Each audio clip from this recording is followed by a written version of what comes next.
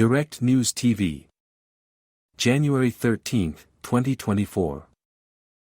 Israel's war on Gaza live. Army strikes in Gaza kill 135 people in 24 hours. An overnight Israeli army attack on a house in Rafah killed 14 Palestinians, including a 2-year-old girl. 135 Palestinians have been killed and 312 wounded in 24 hours, according to the health ministry in Gaza.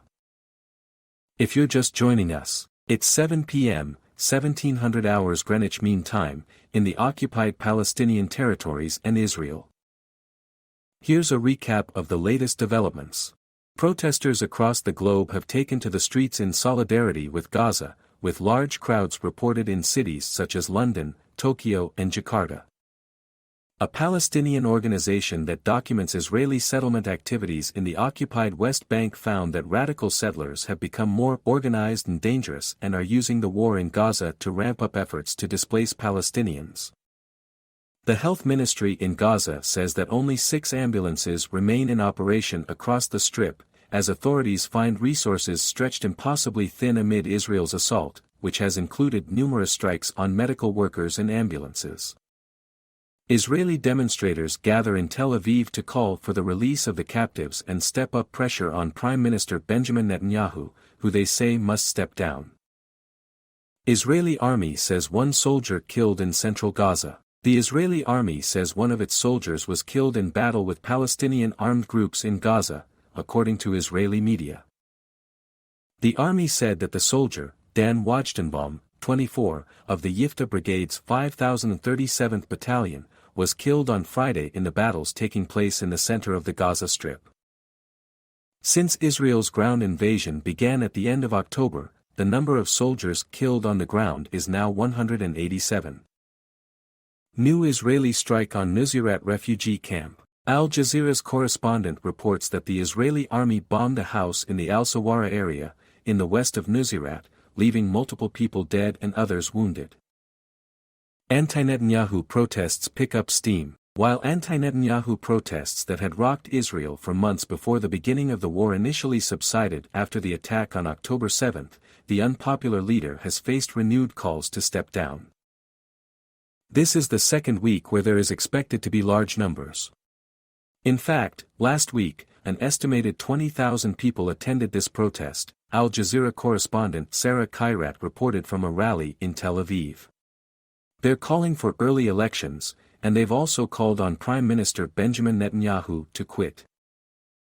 Anti-Netanyahu protests, had stopped, after October 7, for 2 reasons.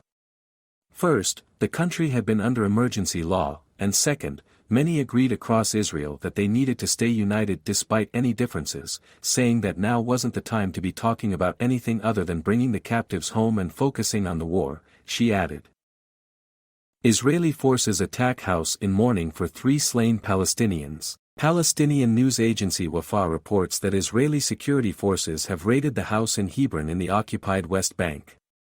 The people inside were mourning 3 Palestinians who were shot and killed near the Israeli settlement of Adora.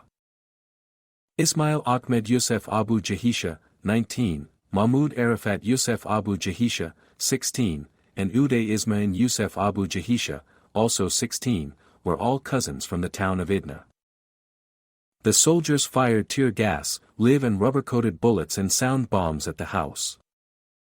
Israeli military says it hit Hezbollah targets in Lebanon. The Israeli military has said that it struck terrorist infrastructure used by Hezbollah in Lebanon, as tensions remain high on the country's northern border.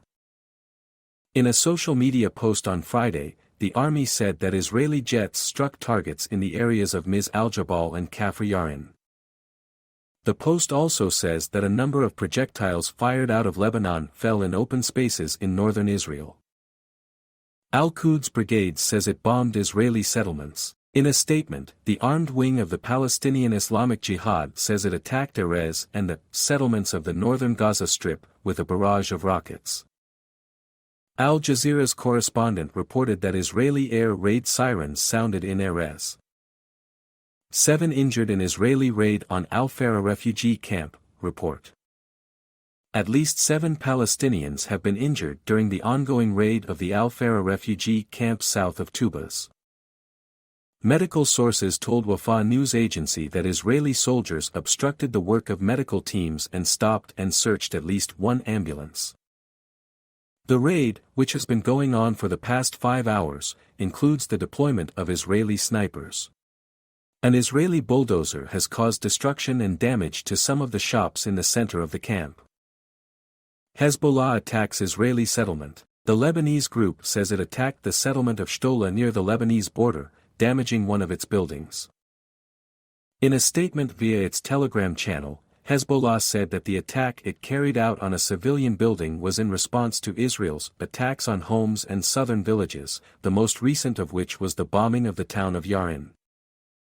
Protesters prepare for rally in Tel Aviv to call for release of captives. People in Tel Aviv queued to walk through a makeshift tunnel, with audio simulating air raids playing inside, meant to demonstrate the fraught circumstances of the remaining captives held by Hamas in Gaza. This is the latest installation to mark around 100 days of captivity. It's a 30-meter-long, 98-foot-long, tunnel that they've built, Al Jazeera correspondent Sarah Khairat reported from Tel Aviv. Some of those family members, of the captives, visited Qatar about a week ago to discuss with the Qatari Prime Minister their concerns, and how they desperately want their family members to be returned as soon as possible, she said. But not only as soon as possible, but alive as well. Biden says he warned Iran about Houthi attacks. The U.S. president has told reporters that a message was delivered to Iran on the Yemeni group, responsible for attacking commercial shipping in the Red Sea. "We delivered it privately and we're confident we're well prepared," Biden said. The U.S. launched new attacks earlier today against the Houthis for a second straight day after the Iran-aligned group warned it would retaliate for a series of attacks on its facilities. French historian, Israel destroyed 4,000-year-old culture in Gaza. Gaza's rich history as a trading post that has connected Africa and Asia goes back 4,000 years. Its civilization has endured centuries of wars, but not Israel's current aggression, according to French historian Jean-Pierre Filiou. He says that Israel's destruction of Gaza's heritage sites, ancient mosques, churches, museums, means that the memory of humanity is being erased before our eyes. Jewish settlers in West Bank more emboldened in attacking Palestinian towns, report. The National Office for Land Defense and Settlement Resistance says in its weekly report that Israeli settlers in the occupied West Bank are exploiting the events of Israel's aggression on the Gaza Strip to escalate the situation on the ground across the territory, Wafa news agency reported. Settlers have become more organized and dangerous, after the Israeli government decided to arm them, and a large number of them have joined the army to fight in the Gaza Strip, said the report by the Palestinian organization that documents settlement activity and settler attacks. According to Israeli rights group Tselem, Palestinian residents of 16 Bedouin and herding villages in Area C have been forced to leave their homes since October 7, due to the acts of violence and threats carried out by settlers. Gaza City and northern Gaza need 1,300 food trucks daily, media office. The Government Information Office in the Gaza Strip says that Gaza City and areas in the north need 1,300 food trucks per day. Before the war started on October 7, an average of 2,000 trucks used to enter the Gaza Strip on a daily basis through the Rafah border crossing in the south. That number has severely declined over the past 3 months, already exacerbating a worsening humanitarian crisis as nearly half of the territory's population faces famine. Israeli media, 4,000 soldiers disabled in Gaza war. Some 4,000 Israeli soldiers have suffered disabilities since the beginning of the war in the Gaza Strip, the Israeli Walla news website has reported, with the number likely to rise to 30,000. The Israeli army does not provide public records of casualties among its ranks, the website said, for the purpose of avoiding a decline in morale in Israeli society.